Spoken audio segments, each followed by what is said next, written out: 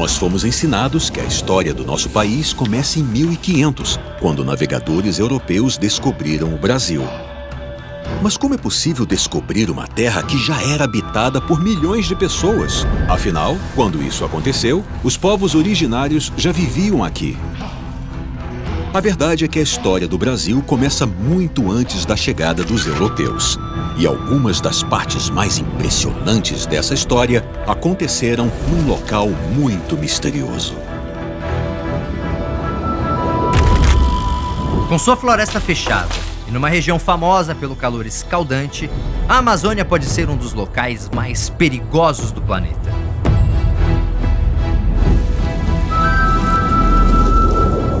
Sua beleza, famosa no mundo todo, esconde grandes predadores, plantas venenosas e até mesmo insetos mortais. É um local tão hostil que torna quase impossível a sobrevivência de pessoas como eu e você. Seria esse então o motivo desta enorme floresta sempre ter sido praticamente desabitada? Ou o verdadeiro problema estaria na sua geografia? Afinal, dizem que é impossível construir cidades na Amazônia e que a região sequer tem terrenos ideais para a agricultura. O fato é que a Amazônia sempre foi vista como um inferno verde, selvagem e impenetrável. Mas será que é realmente impossível viver bem e com abundância dentro dessa floresta?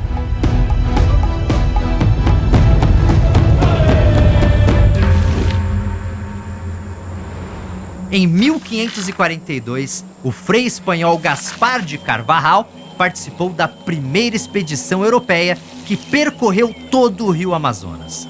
E seu relato mostra uma Amazônia completamente diferente do que imaginamos. Passamos por ilhas que pensávamos que estivessem despovoadas.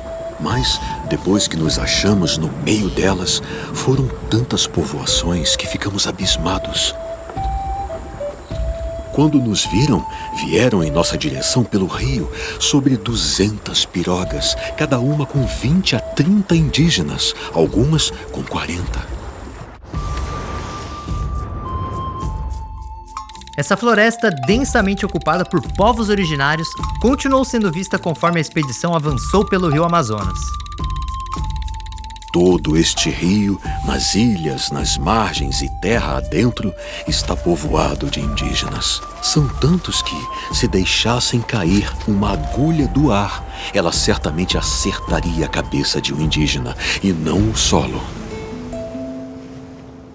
Por volta do ano 1500, Portugal possuía 1,5 milhão de habitantes. A Espanha era maior e contava com quase 9 milhões de pessoas. Mas e a Amazônia? Bem, ela era o lar de nada menos que 10 milhões de pessoas. É exatamente isso que estamos aprendendo com descobertas arqueológicas recentes que estão jogando uma nova luz sobre a história da floresta. Estamos entendendo cada vez mais que a Amazônia foi o lar de diversos povos que criaram cidades enormes e muito mais avançadas do que poderíamos imaginar. O mais impressionante é que essas pessoas literalmente criaram a Amazônia que conhecemos hoje. Se um dia você já se perguntou por que não existem pirâmides ou outros monumentos na Amazônia, é porque estamos descobrindo que a própria floresta é uma pirâmide. A Amazônia é o maior monumento já construído no planeta.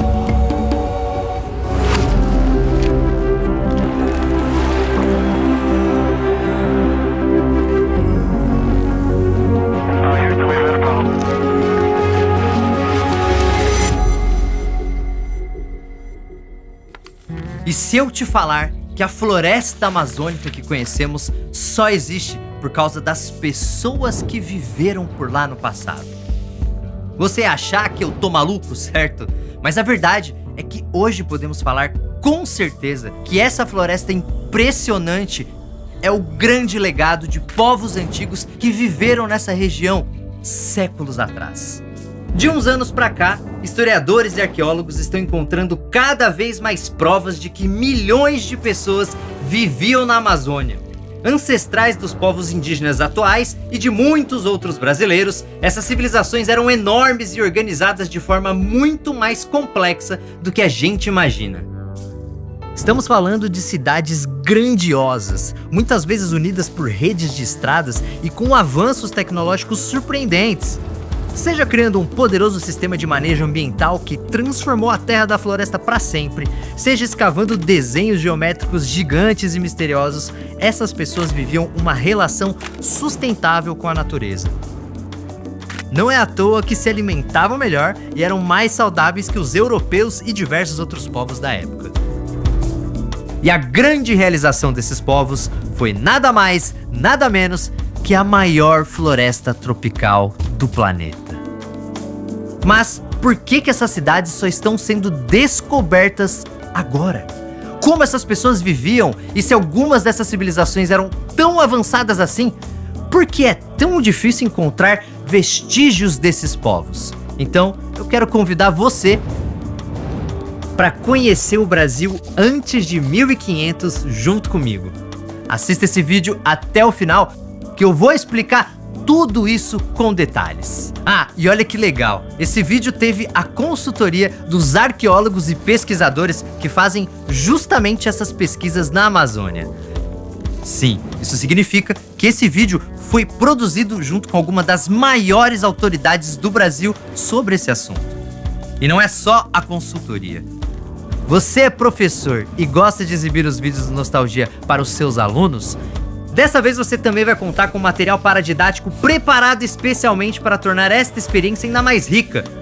São informações complementares e sugestões de atividades que você pode usar ou adaptar da forma que achar melhor para trabalhar esses temas na sala de aula. E agora chegou a hora de conhecermos as cidades perdidas da Amazônia. Mas para isso, a gente precisa voltar até a época em que os primeiros humanos começaram a andar pelo planeta.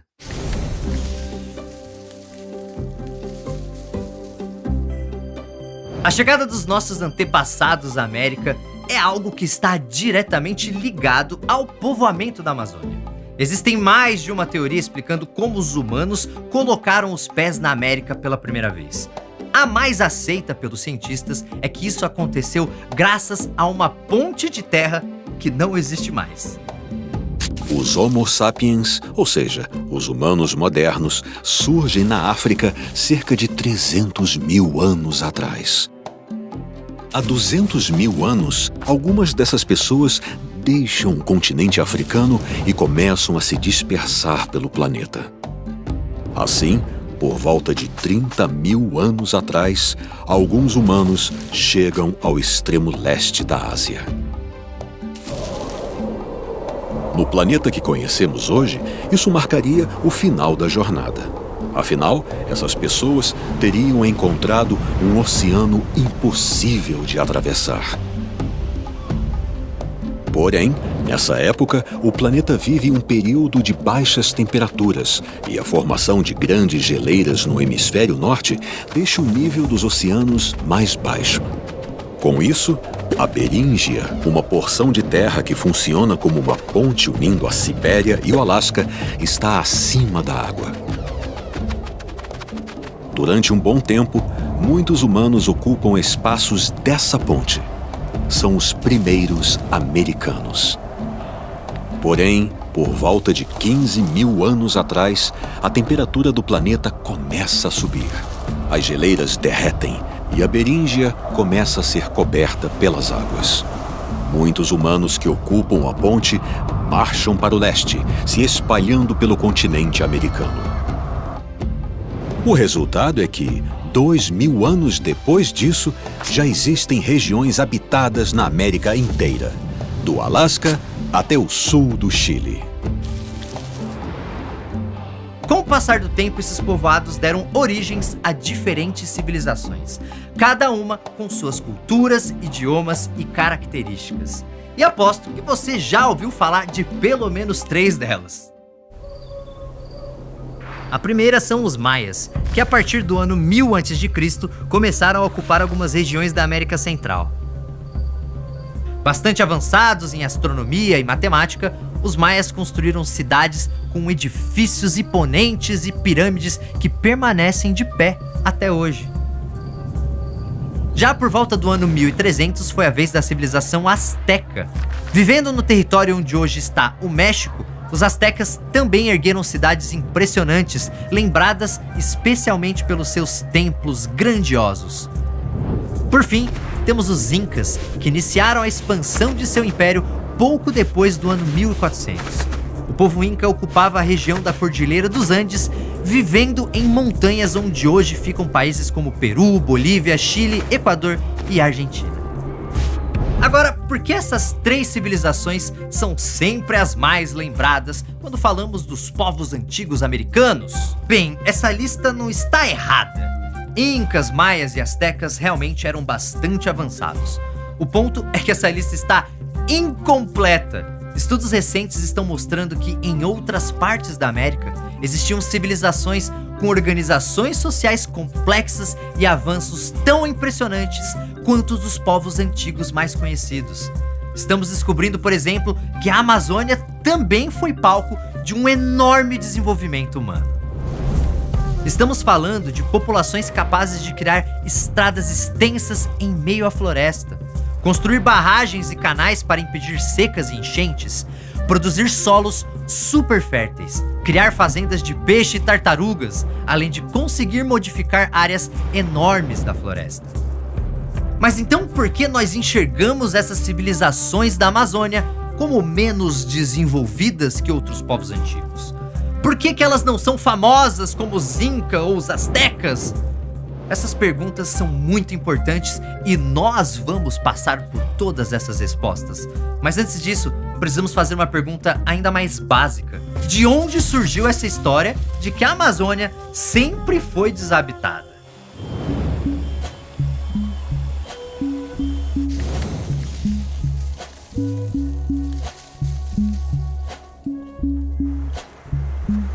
No século XVI, quando os europeus começam a pisar na América, a família espanhola Pizarro vem em peso para cá.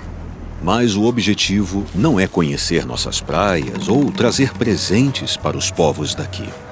Os 4 irmãos Pizarro se aventuram pelo Novo Mundo para encontrar riquezas e expandir o domínio espanhol na América. Então, participam de conflitos enormes com os indígenas. É um dos irmãos, Francisco Pizarro, que lidera a conquista espanhola sobre o Império Inca. Mas o que importa para nós é seu irmão Gonzalo. Em 1542, ele organiza uma expedição que parte de Quito, no Equador, em busca do país da canela. Isso seria uma região dentro da Amazônia, riquíssima em temperos e especiarias. Vale lembrar que, no século XVI, época das grandes navegações, as especiarias são um dos motores da economia europeia. Por causa de alguns imprevistos, algumas pessoas se separam da expedição. Esse grupo é liderado pelo explorador Francisco de Orellana e acaba navegando por todo aquele rio gigante que corta a floresta. É assim que surge o primeiro relato europeu sobre a Amazônia, escrito pelo Frei Gaspar de Carvajal, que acompanha a expedição. Vocês viram alguns trechos desse relato no comecinho do vídeo, mas algumas partes dessa história precisam ser olhadas com um pouquinho mais de calma. Uma delas é o combate contra um grupo de mulheres guerreiras. Tá, esse encontro provavelmente aconteceu e terminou com o Carvajal perdendo um olho numa flechada. O problema é que ele descreveu essas mulheres como amazonas. Mas as amazonas não eram guerreiras da mitologia grega? O que elas estão fazendo no meio da América do Sul em pleno século XVI? Algo que precisa ser levado em conta é que os relatos dos primeiros europeus na América são feitos sob uma lente, claro, europeia. Os documentos que descrevem esse novo mundo são carregados de ideias, superstições e interesses europeus. Como os europeus do século XVI adoram os mitos da Grécia Antiga, Carvajal se refere a essas guerreiras que vivem na floresta como Amazonas. Isso fica tão famoso que seu relato passa a ser chamado de O Descobrimento do Rio das Amazonas e acaba batizando o rio onde se passa a história. Sim, o rio Amazonas ganhou esse nome que usamos hoje depois que um frei espanhol jurou que saiu no tapa com guerreiras mitológicas gregas no meio da mata. Mas o que chama a atenção dos historiadores é que o relato do Carvajal mostra gente para um cacete morando nas margens do Amazonas. As aldeias eram grandes como cidades e possuíam até bairros. Uma delas se estendia por 12 quilômetros pela margem do rio. Algumas tinham até ancoradouros. Essa Amazônia superpopulosa está presente em todo o relato do Frei. E hoje, as evidências arqueológicas mostram que, nesse aspecto, os textos do Carvajal passavam longe de fantasia ou de superstições europeias. Ele escreveu sobre uma floresta amazônica lotada de pessoas, porque provavelmente foi isso mesmo que ele encontrou. Perto da foz do rio Tapajós, por exemplo, Carvajal encontrou uma enorme população de guerreiros que tinham vários aliados e até mesmo dominavam as aldeias vizinhas. Isso nos leva a 1661, quando o padre João Bettendorf viajou para essa mesma região do rio Tapajós, encontrando uma aldeia muito populosa. Ele fundou uma missão jesuíta nesse local e, com isso, a aldeia dos Tapajós cresceu ainda mais. Hoje, essa aldeia é Santarém, uma das maiores cidades do Pará. Aliás, isso não deveria colocar Santarém como a cidade mais antiga do Brasil? Oficialmente, a primeira cidade do Brasil é São Vicente, fundada em 1532 em São Paulo.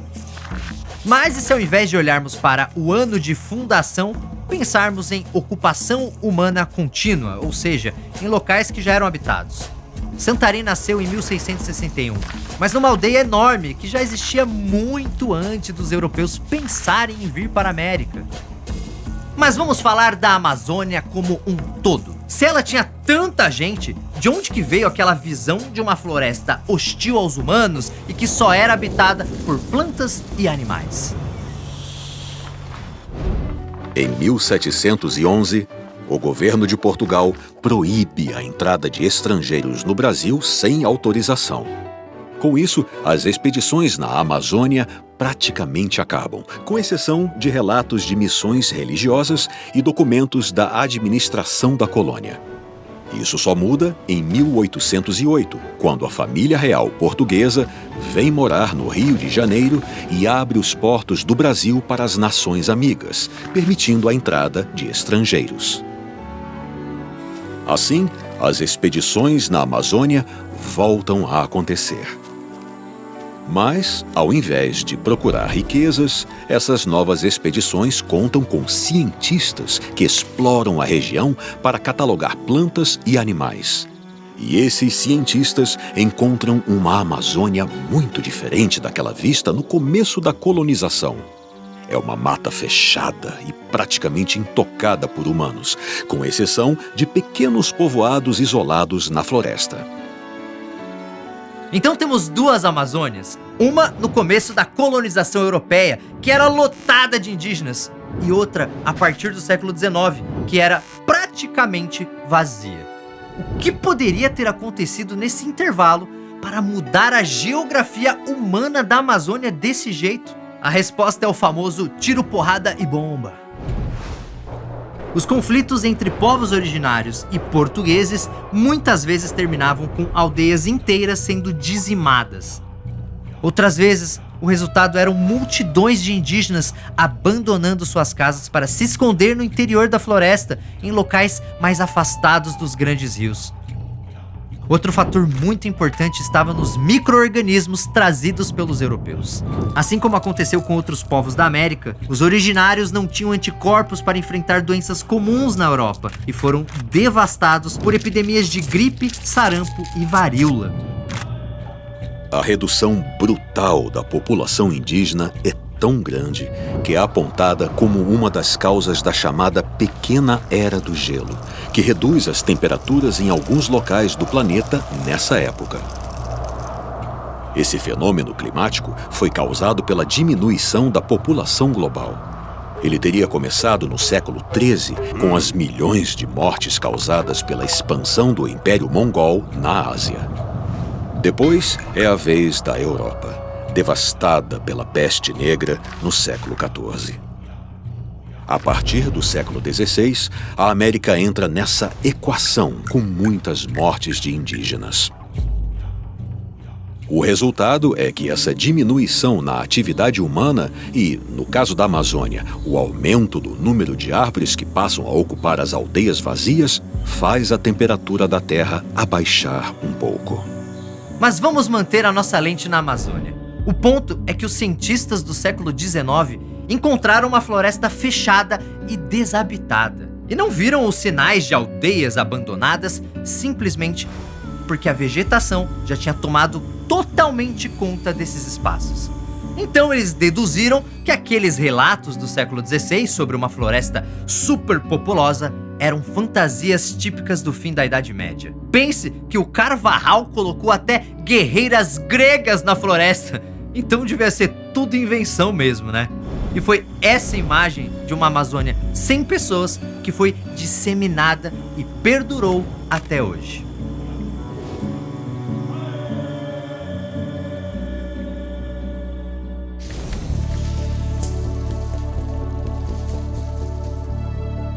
Vamos ser sinceros, dá para entender porque os naturalistas do século XVIII e XIX achavam que os relatos da Amazônia cheia de gente eram fantasiosos. Porque olha, o que existe de lenda sobre a Amazônia é quase um capítulo à parte na história da floresta.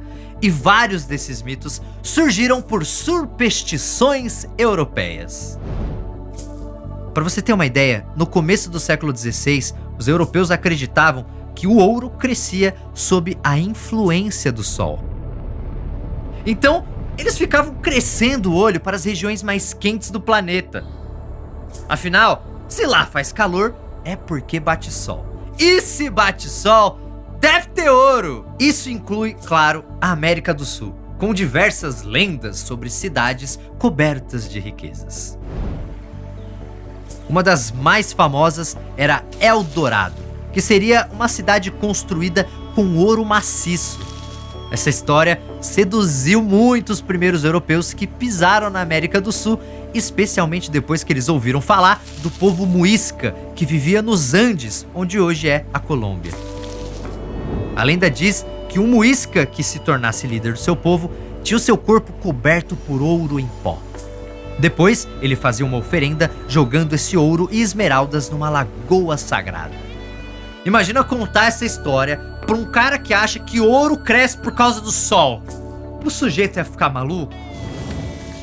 Então, quando descobriram algumas minas de prata no Peru em 1545, vários exploradores começaram a se aventurar na floresta, certos de que encontrar o tal Eldorado era só questão de tempo. Quem achava isso era o espanhol Lope de Aguirre, uma figura bem controversa dessa época. Em 1561, Aguirre faz parte de uma expedição comandada por Pedro de Ursúa, que procura o El Dorado na região do Peru.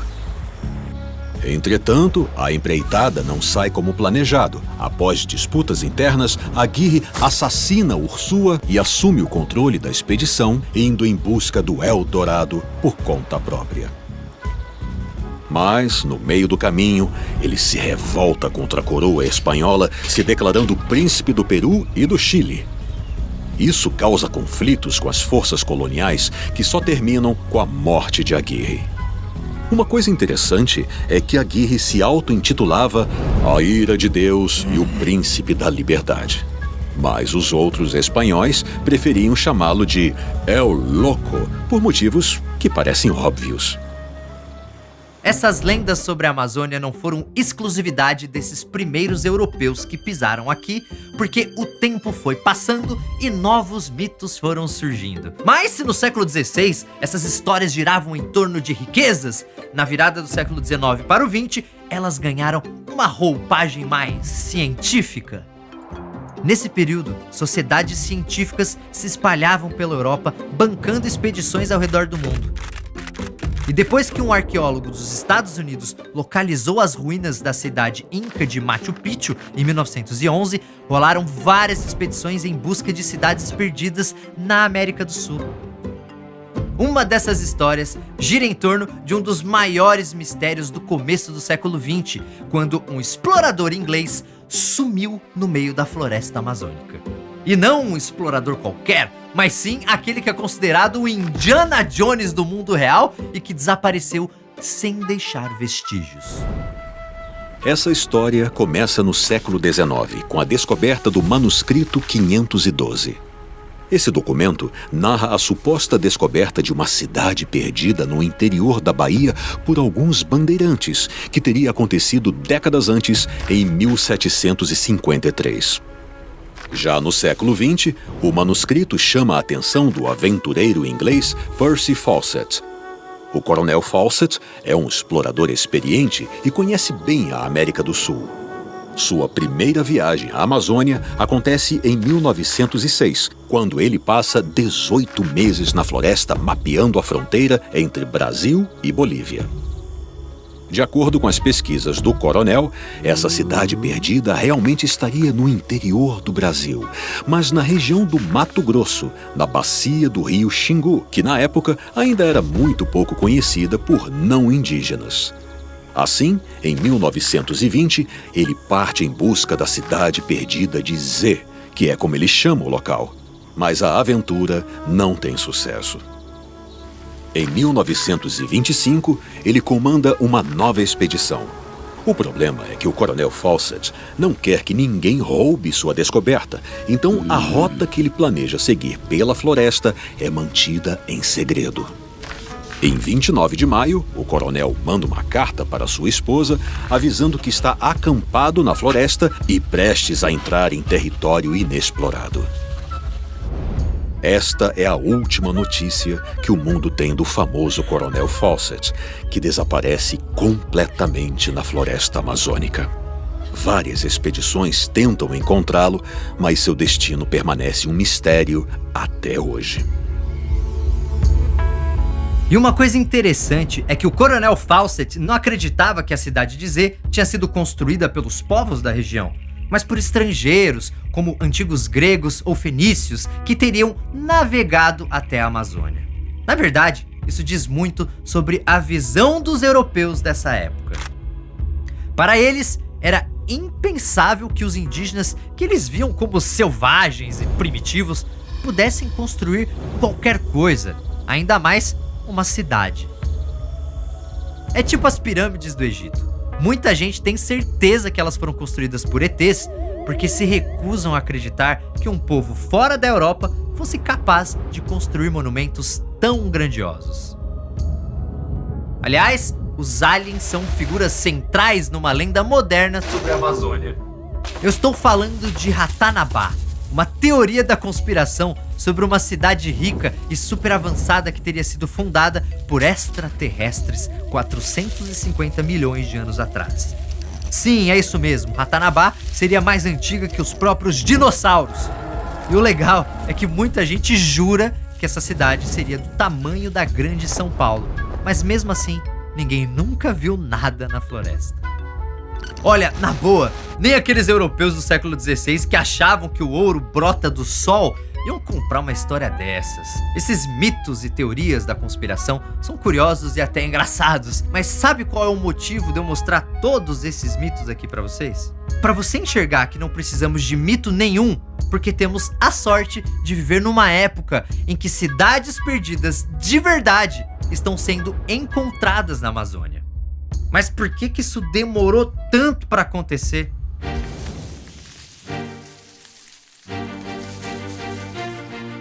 Vamos fazer uma conta rápida. A Amazônia tem quase 7 milhões de quilômetros quadrados.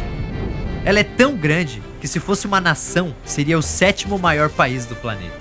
E boa parte desse território é coberto por florestas. Se você fosse um arqueólogo ou arqueóloga em busca de vestígios de povos antigos nessa região gigante, onde você iria escavar?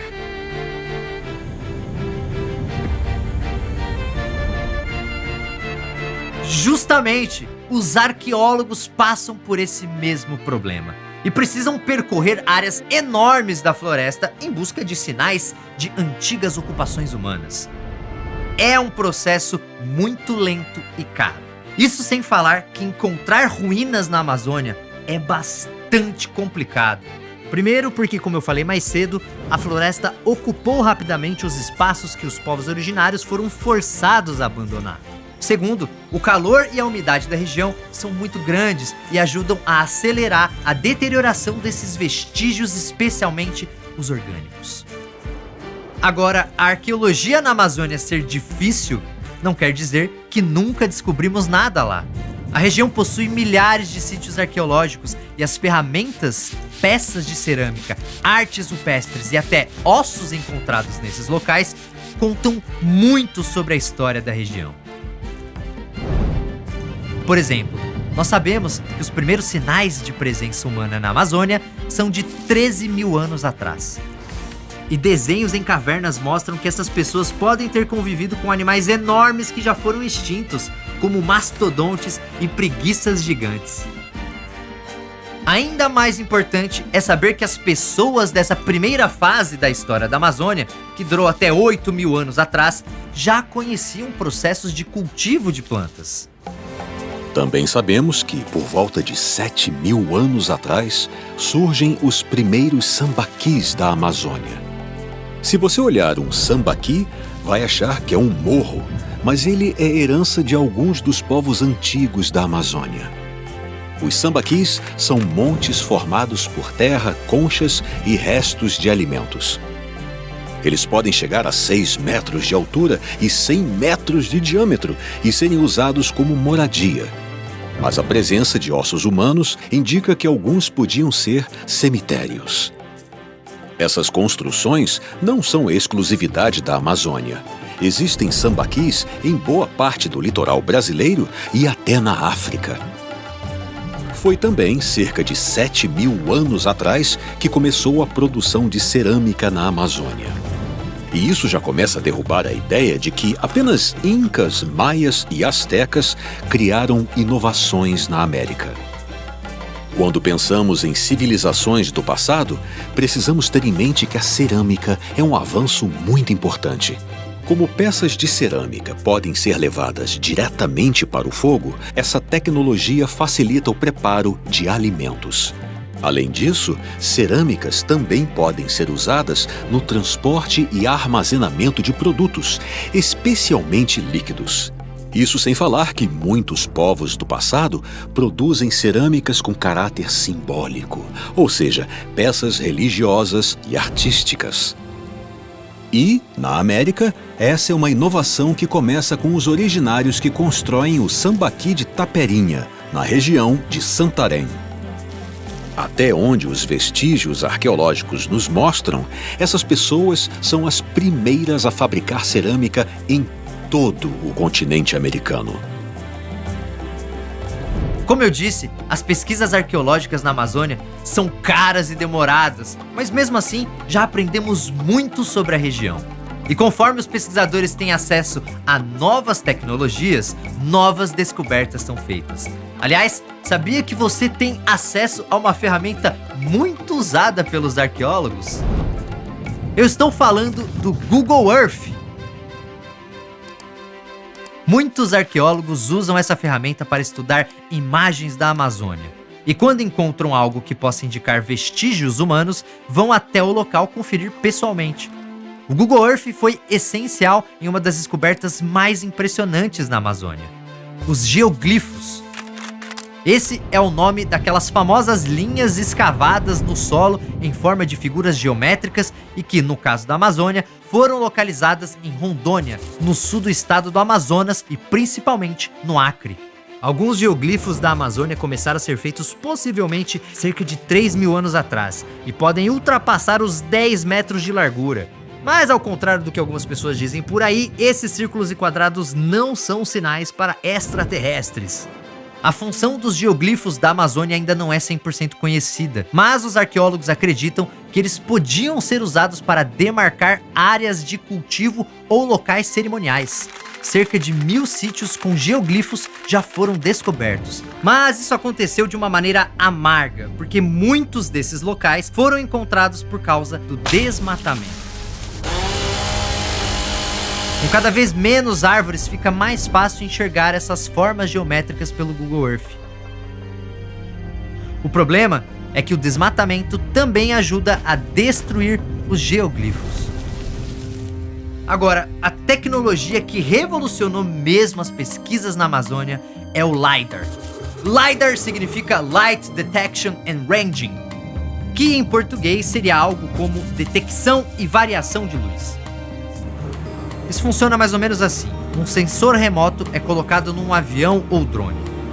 Conforme essa aeronave sobrevoa a floresta, o sensor vai emitindo feixes de laser que rastreiam o solo, identificando tudo e qualquer desnível no chão, para cima ou para baixo. Assim, ele cria um modelo em 3 dimensões 100% preciso do terreno. Então, o LiDAR pega tudo, desde pequenos montes de terra até valas escavadas na floresta. E o mais legal é que o sensor consegue mapear o solo de áreas completamente cobertas por árvores. Assim, os pesquisadores podem identificar sítios arqueológicos que talvez nunca fossem encontrados de outra forma. Uma descoberta importante que aconteceu com o LiDAR foi na parte da Amazônia que fica na Bolívia. Esse lugar foi o lar da cultura Casarabe entre os anos 500 e 1400. Ou seja, esses caras desapareceram pouco antes dos europeus chegarem na América. O LiDAR revelou 2 sítios arqueológicos gigantes nesse local, chamados de Cotoca e Landivar. Os arqueólogos acreditam que esses 2 sítios, que contam com plataformas de terra enormes, seriam os principais centros urbanos dessa rede de assentamentos da cultura Casarabe.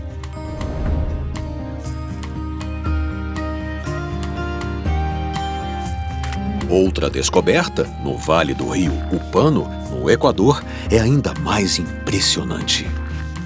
Os arqueólogos que pesquisam esse local já haviam encontrado valas escavadas no solo e montes de terra em formatos de quadrado ou retângulo.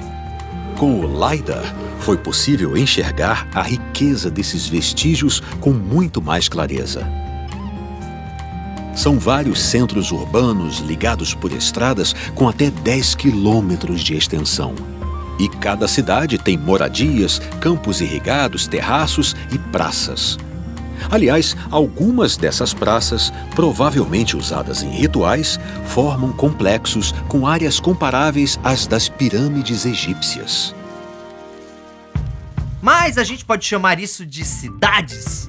Onde estão os blocos de pedras e as ruínas de edifícios? Sim, podemos chamar de cidades.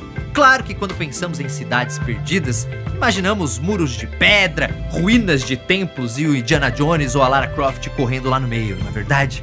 Mas no caso da Amazônia, as coisas não são bem assim, especialmente porque blocos de pedra são encontrados em poucos locais da região. As cidades foram construídas com terra, que é a matéria-prima disponível na floresta. Isso não é exclusividade da Amazônia. Na América do Norte existe a cidade de Cahokia, construída por povos da região do rio Mississippi. Isso parece morros de terra, certo? Mas são as ruínas de uma cidade que cerca de 1000 anos atrás era mais populosa que a Paris da época. Já as ruínas de Uruk, no Iraque, mostram que as casas de uma das primeiras grandes cidades do planeta eram feitas com tijolos de barro. Afinal, essa era a matéria-prima do local.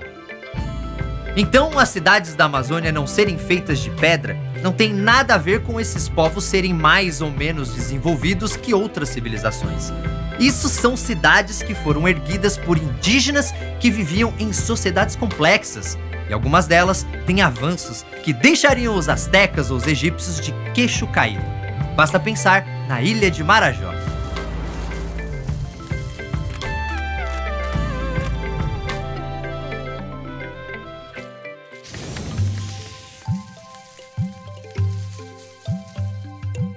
Já faz mais de um século que os arqueólogos estudam as antigas civilizações da ilha de Marajó, no Pará. E o que se sabe é que por volta de 1500 a.C., a ilha já contava com pequenas aldeias. Mas, por volta do ano 400, as coisas começaram a mudar em algumas partes de Marajó. Foi nessa época que começaram a surgir os tesos, grandes plataformas de terra construídas pelos originários. Existem vários tipos de tesos, de pequenos a gigantescos, e os arqueólogos acreditam que a função de cada teso podia ser definida pelo seu tamanho. E quem diz isso é a cerâmica marajoara. Uma característica marcante na população de Marajó é a sua cerâmica. É uma das mais bonitas da América, repleta de elementos pintados e modelados que simbolizam vida e morte. Outro destaque são vasos com desenhos estilizados, mostrando figuras humanas com cobras e escorpiões no lugar de olhos e braços. Vestígios de cerâmicas foram encontrados em todos os tesos. Porém, as cerâmicas dos tesos menores parecem ter uso doméstico, então eles provavelmente eram usados como moradias. Já nos maiores, foram encontradas cerâmicas mais complexas, como urnas funerárias. Isso nos leva a crer que esses tesos com mais de 10 metros de altura seriam espaços cerimoniais. O mais impressionante é que ao lado de cada teso existiam áreas escavadas de onde foi retirada a terra para sua construção. Mas isso não eram simples buracos, e sim um sistema de controle hidráulico. O que se acredita é que essas áreas escavadas formavam um sistema de canais e barragens que servia tanto para represar a água na seca como para impedir alagamentos nas enchentes. Esse sistema hidráulico também tinha lagos artificiais usados na criação de peixes e tartarugas. Sim, muitos anos antes dos europeus pisarem aqui, os marajoaras já sabiam a importância de lidar com variações climáticas. Isso era feito de uma forma totalmente integrada ao ambiente. Aliás, essa relação sustentável entre essas cidades da Amazônia e a própria Amazônia estava no DNA de todas as civilizações da região. Se você quiser entender como eram essas cidades, é só olhar para o Alto Xingu.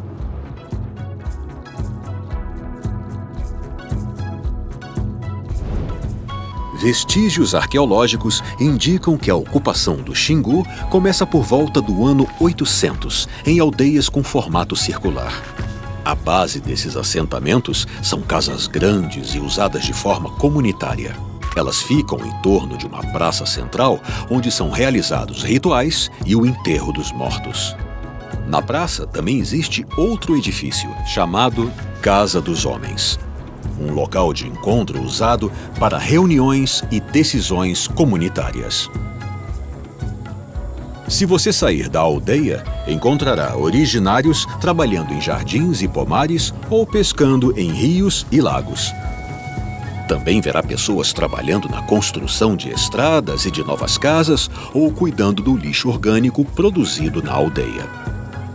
Eu ainda vou falar mais sobre esses pomares e o lixo orgânico. No momento, é importante entender que essas aldeias foram se multiplicando, até que por volta do ano 1400, a paisagem do Xingu era completamente tomada por assentamentos como esse. Algumas aldeias são fortificadas, podendo ser cercadas por paliçadas de madeira ou valas escavadas na terra. E todas, mesmo as menores, são maiores e mais populosas que as aldeias que existem hoje no Xingu. Muitas são ligadas por estradas e caminhos que formam uma espécie de sistema viário na floresta. O resultado de todo esse planejamento são comunidades imensas, com diversas aldeias menores ao redor de um assentamento maior, chamado de cidade-praça, que funciona como centro político. Uma característica da vida nessas comunidades está no sistema de trocas.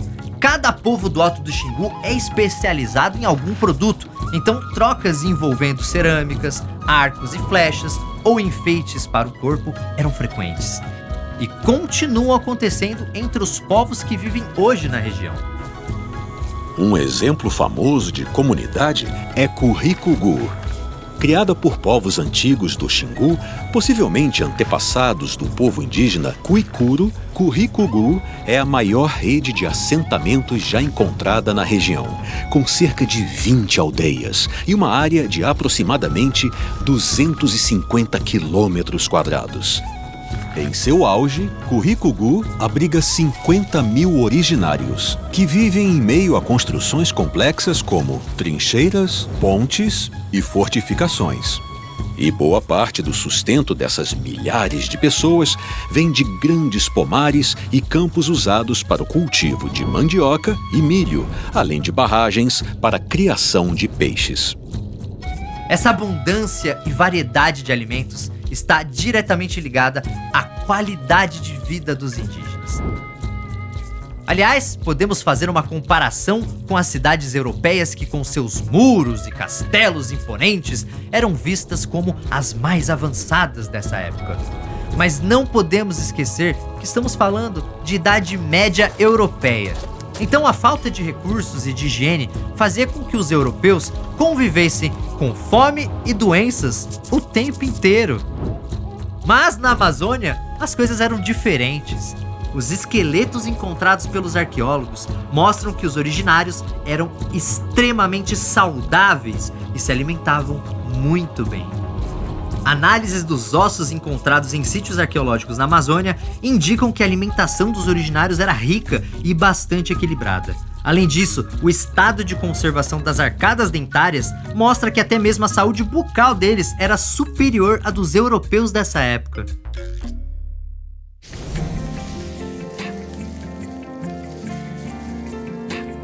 As cidades do Alto Xingu são um ótimo exemplo de como era a vida dessas pessoas no passado da Amazônia.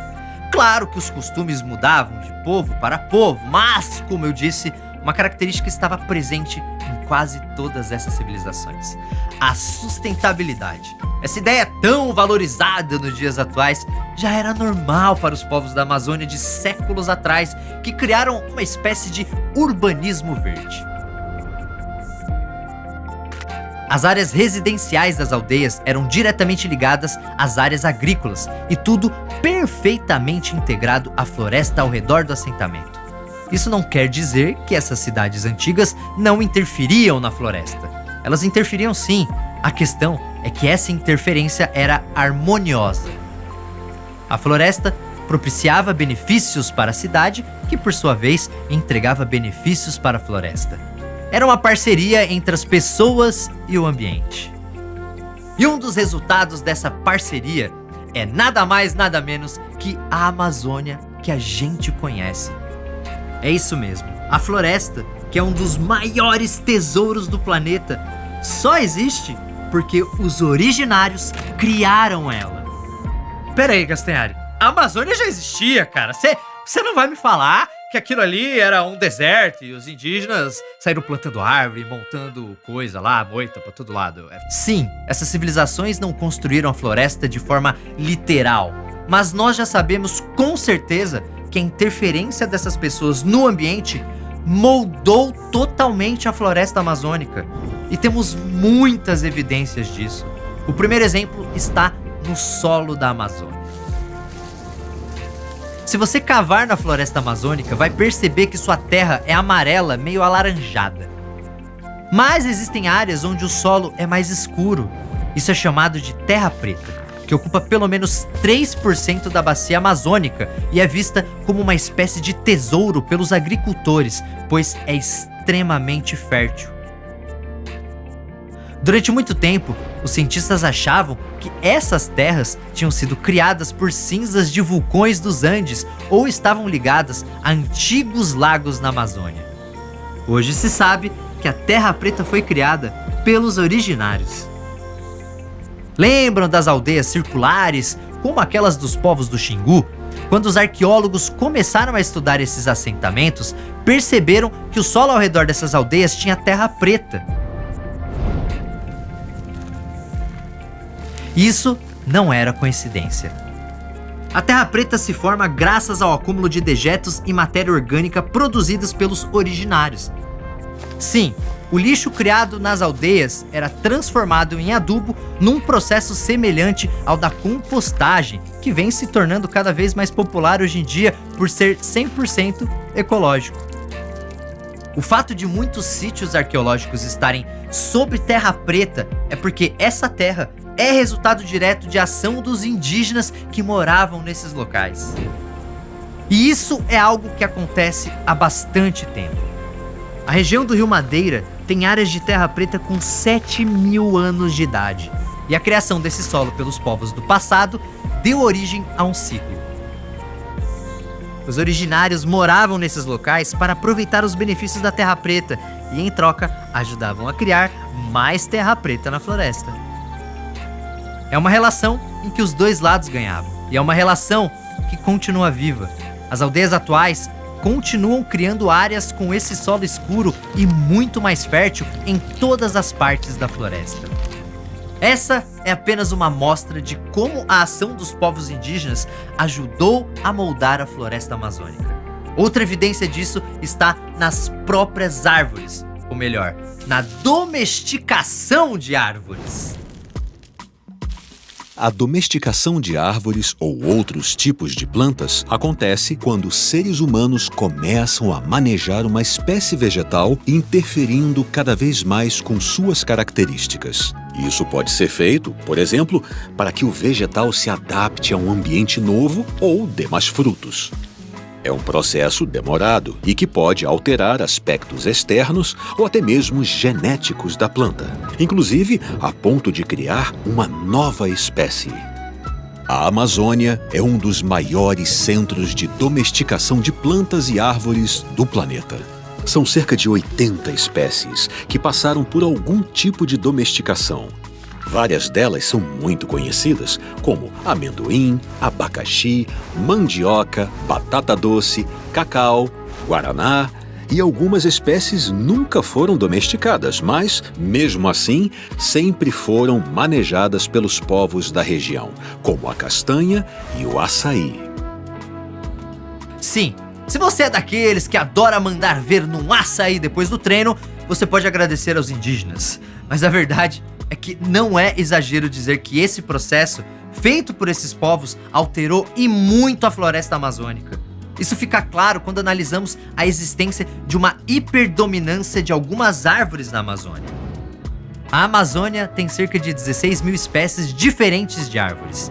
E um estudo feito por pesquisadores de 120 organizações internacionais mostrou que dessas 16.000 espécies, 227 são hiperdominantes.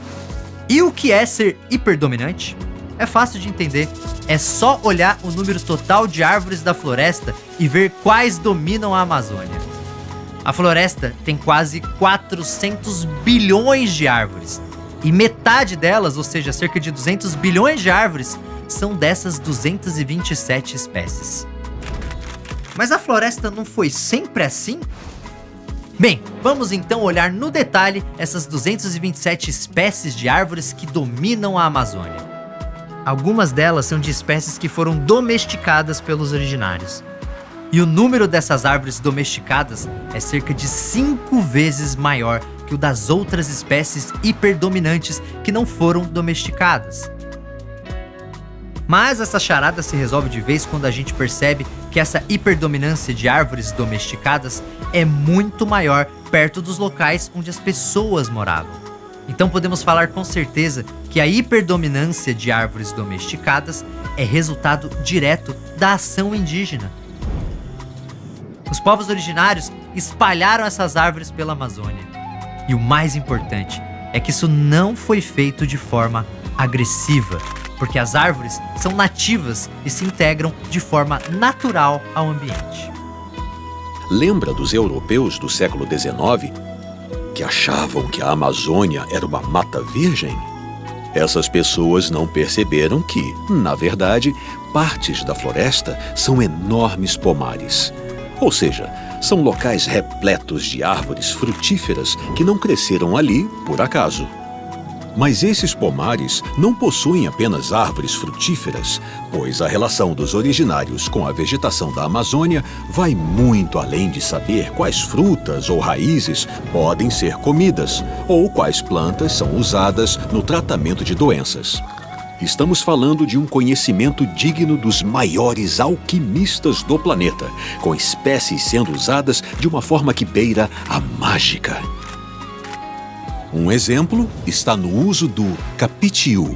Até hoje, indígenas e populações tradicionais manejam essa árvore, pois suas folhas, quando caem no chão e começam a apodrecer, exalam um cheiro que espanta as moscas que botam ovos em frutas como a goiaba. Outro exemplo está no veneno extraído de cipós como o timbó. Quando colocada na água, essa substância deixa os peixes atordoados e mais fáceis de serem capturados. Por isso, diversos povos originários usam esse veneno para ajudar na pesca. Mas, claro, sempre de forma controlada. Então, todos esses jardins e pomares, repletos de plantas com finalidades diferentes, incluindo árvores usadas na construção de casas ou na produção de ferramentas, não surgiram do nada na floresta. Eles foram criados ou manejados pelos originários. Mesmo derrubando árvores para a construção de casas e assentamentos, os povos antigos da Amazônia não desmatavam toda a floresta para criar suas cidades. Era justamente o contrário. Eles faziam o número de árvores ao redor das cidades aumentar, e isso ia se espalhando e mudando a cara da floresta. A Amazônia é uma floresta de manejo moldada pelos originários que viviam nessa região. Ela é uma agrofloresta. Isso nos leva ao começo do vídeo, quando eu falei sobre as pirâmides da Amazônia. As pirâmides não são as realizações mais grandiosas de algumas civilizações antigas? Por essa lógica, a Amazônia também é um monumento. Afinal, ela é a maior realização dos povos que viviam nessa região. E ela é um monumento único, diferente de todos os outros que foram erguidos no mundo. A Amazônia não foi projetada nem construída com pedras e tijolos. Porém, esse bioma não pode ser visto como algo que surgiu sozinho. A Amazônia que conhecemos hoje só existe por causa dos povos originários.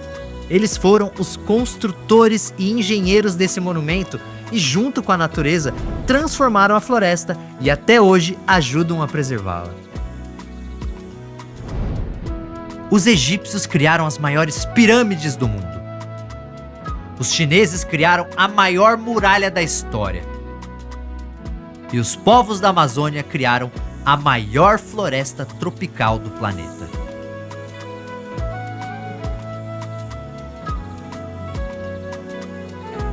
E como todo monumento, a Amazônia é um legado. Ela faz parte da sua história. Ela faz parte da história de todos os brasileiros.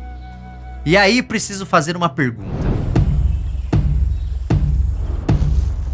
Se tudo isso que vimos no vídeo aconteceu antes de 1500, por que a gente só aprende a história do Brasil a partir de 1500? O problema é que fomos ensinados a enxergar a história sob uma ótica europeia. E para os europeus, tudo que acontece no Brasil antes da colonização portuguesa são curiosidades quase que sem importância. Por isso aprendemos que a história do nosso país começa mesmo em 1500, com a chegada dos europeus. Mas essa visão não cabe mais aqui. A ciência já mostrou que ela está ultrapassada. Estamos descobrindo que o Brasil que existia antes do Brasil era muito mais grandioso do que ensinam na escola. Claro, ainda temos muito que aprender sobre os originários, mas já sabemos que a jornada desses povos é tão admirável quanto a das outras civilizações famosas da antiguidade. Basta pensar na engenhosidade dos povos da Amazônia,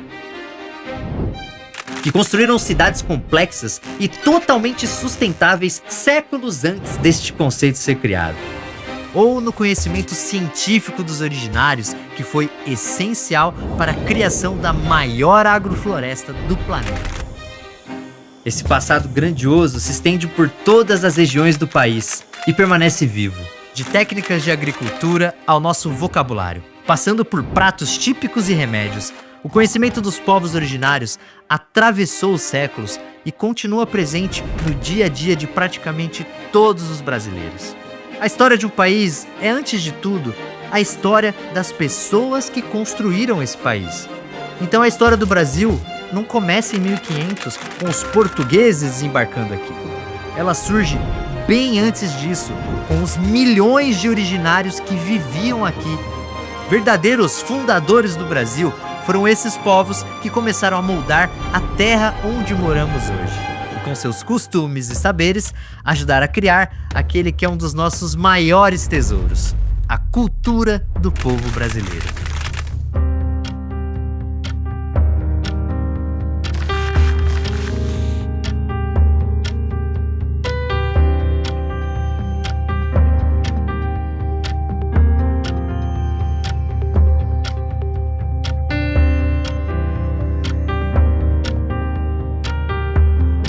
Realizado em parceria com o Alana, este episódio foi uma coprodução Canal Nostalgia e Maria Farinha Filmes com o apoio oficial do YouTube.